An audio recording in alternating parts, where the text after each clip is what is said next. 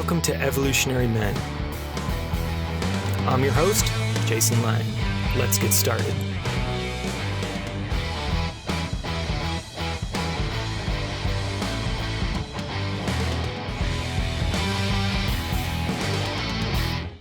All right, and welcome back. I've been meaning to record this one for a while. I actually said it out loud on somebody else's podcast a few months ago that I was going to make this episode, and then I didn't. But here it is. And I'll be honest with you, I'm making this one for me as much as for you. I've got a kid who's a little volatile. She's got huge feelings. And it has been a process for me to learn how to honor those feelings and give her limits at the same time. Because those two things don't naturally sit together. When she's got a big feeling, everything in me wants to either make it stop or make it okay. And neither one of those is actually good parenting. So, here's a moment. We do these things called Love-a-Paloozas, right? Which is basically where either my wife or I take our eldest daughter and we take her out for 3 hours. So it's just one-on-one time with one of her parents. And this is since our second child was born. And she and I go out. I think we go and see a movie. We have a great time. And there's a little restaurant we like to go to right near there. And I take her there. And they have this wall where kids can like draw and color and put art up. And the waitress comes over and she's like, hey, if you want to color this and if you put it up on the wall, you can get a free treat. And we're like, yeah, cool, great. And so we get the paper, we get the coloring markers, and she brings us the treat. Now, here's where things started to go wrong. I can be a bit of a stickler and a hard ass. So we eat, my daughter starts coloring it, and then the thing she colors, she likes so much, she doesn't want to put it on the wall. And my body starts to go tight. I start to feel frustrated. I start to feel annoyed because there's this kind of agreement and deal, and she's just kind of melting down that she doesn't want to have to put it up there. And so I basically kind of start getting agitated, a little frustrated, sharp with her, and I'm kind of just like, fine, then let's go. And we only got that dessert for free because you were supposed to put that up there. And her whole body just starts to kind of collapse in. And she gets really sad. And we're walking out to the car. And I can feel it, right? I can feel she's just kind of devastated by how I shamed her. Now, here's the key. I had been doing enough of this work. I saw what was happening. I got down on my knees, essentially, or not my knees, but I leaned down, got to eye level with her in the parking lot. And I looked her in the eye and I said, hey, I'm sorry. Daddy just got a little frustrated and I had a little tantrum there. It's totally okay that you want to keep the drawing. And I know you really like it and you're really proud of it. You didn't do anything wrong. That's on Daddy.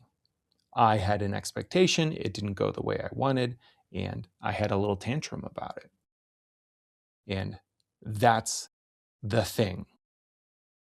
So, one to talk about. This one, right? Not the kid, not my daughter. Because in that moment, like I said, what actually happened was I got triggered. I had all this heat in my chest. My shoulders and jaw were tight. My voice was kind of getting up and getting sharp. And I want to be really precise about what that is. We hear that word all the time now. For years I would have called it, I was just tired, or I was being firm with her, trying to teach her a lesson, or maybe I was just having a hard day. But it wasn't any of those, right? I said it. I had a tantrum. The same thing my kid was having in her own way and has had many other times. My prefrontal cortex went offline. And I was just reacting. That's it. That's what it was until that moment I caught myself. And most of us as parents, we have tantrums too, but we don't label it. We label it as parenting. That's where a lot of this breaks down. So, quick thing here. This is from Dan Siegel, an amazing teacher. Best picture of the brain I've gotten. Hold your hand up, right? If you're driving, just listen, you'll get it. Hands up, fingers straight. Your palm, right here, is your brainstem. It's survival, fight or flight, constantly scanning. Fold your thumb into your palm. That thumb, that's your emotional center. It's where your emotions are housed. Now, fold your fingers down over it. That's your thinking brain sitting right on top, and it actually touches both, touches the fingers and the palm. And that's the part that regulates you. Okay? Now lift your fingers straight up. Bing!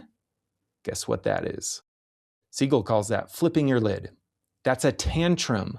That's the thinking brain offline. Nothing is regulating anything anymore.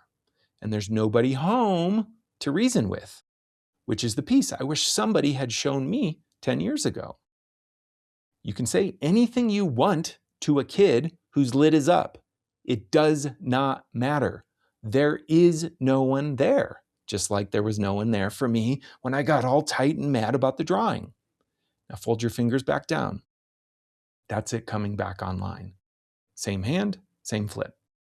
That's your kid, and that's also you, us as parents, right? And as humans, even if you don't have kids. Kids' brains keep building until about 25, so their lid flips a lot easier. That's supposed to happen. Ours, it's supposed to be finished, so we don't get that excuse, right? So now, here's what I found. When I'm in that triggered tantrum state, when my lid is up, I'm basically just regressing. I'm becoming a kid, and in a lot of ways, I default back to how I was parented. That's it. That's all that's happening. Suddenly I'm my mom or my dad. It's about the tone, the volume, the exact words, and I often hear it come out of my mouth and I know precisely where I learned it. And it's not been how I want to raise my kids, because I lived through that and it didn't work very well. But nobody really teaches this part. You think you're going to make a decision to parent differently, and you do make that decision and you mean it, but then your lid flips and the decision is gone. Because the decision lives up here in your fingers, in your prefrontal cortex. And guess what? Your fingers are up in the air, they're not touching the rest of you. What's left is the oldest recording and habits your nervous system got. Here's the other thing. If I'm in that agitated state, actually annoyed, and I'm trying to teach and guide my kid while that's happening, guess what? They're not going to hear it. They're going to feel my nervous system, and their nervous system is going to get reactive to that. And the whole thing flushes down the toilet fast. You're not delivering a lesson so much, you're delivering a state in these moments. That's what's transmitting, which means the most important parenting move is often not a technique at all. It's whether you can get your own fingers back down before you open your mouth. So I also want to name something I see a lot, and I've done it myself. When we have a tantrum, and don't call it that, don't call it one, we take it to the kid. We process it at them. We explain, add volume, why they made us feel that way. And what that does is it reverses the direction of parenting. In that moment, the kid is kind of now being asked to manage the adult. They can feel that your regulation has become their job. Kids are extremely good at picking that up, particularly you little nice guys, myself included.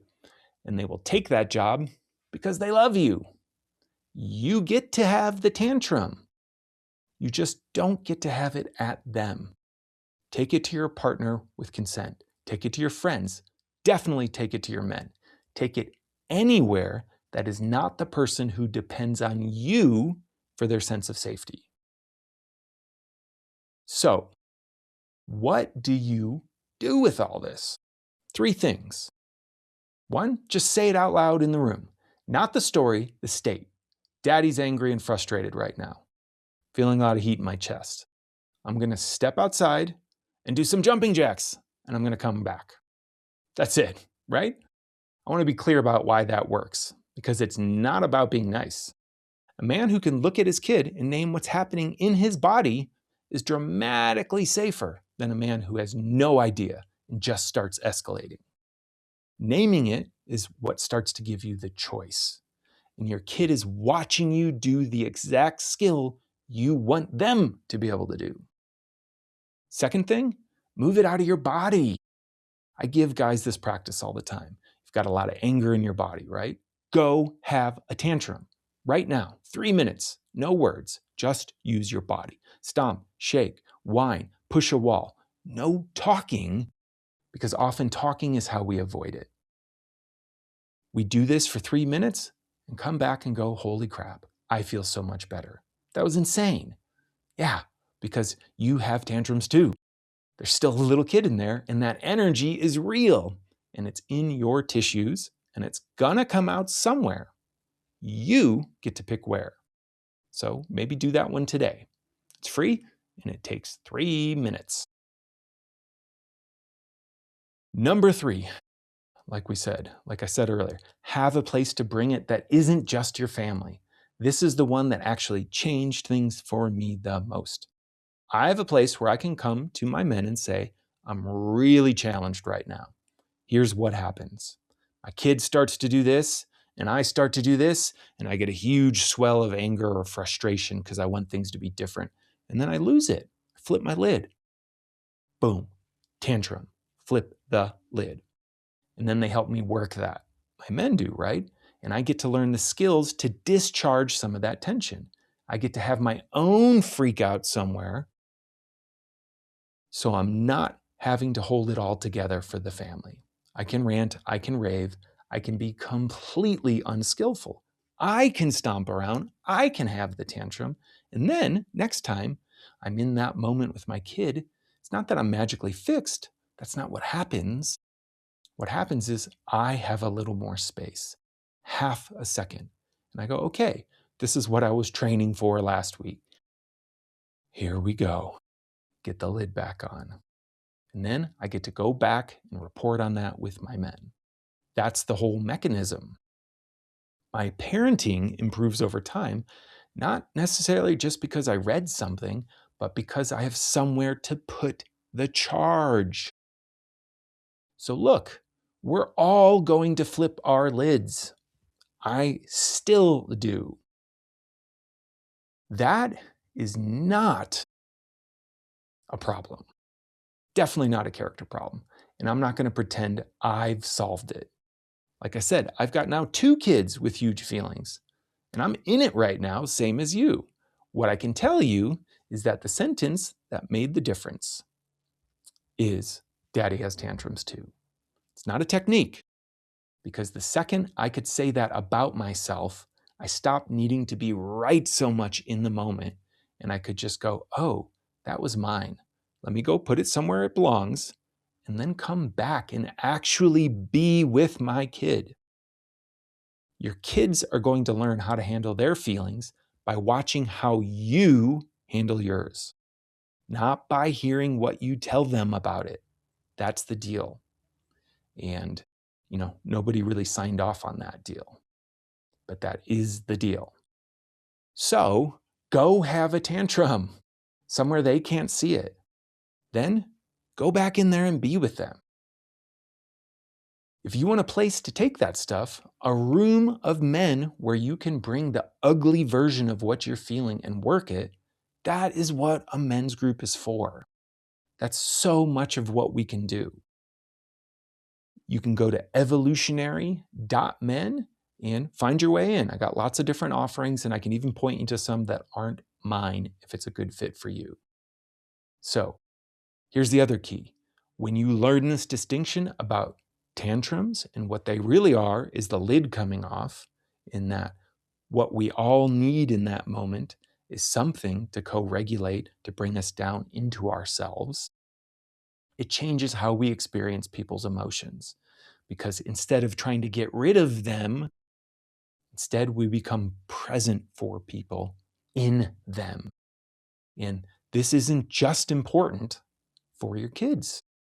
This can profoundly shift your intimate relationship when you realize all of us, no matter how wise and intelligent and adult we think we are, build up emotional charge that we simply need to discharge. And that in the process of that, we can put the lid back on. Our adult, wise thinking self, our prefrontal cortex, can assemble itself back together when we realize what's really happening down here and give it the proper container. All right. Well, thanks for listening, and until next time.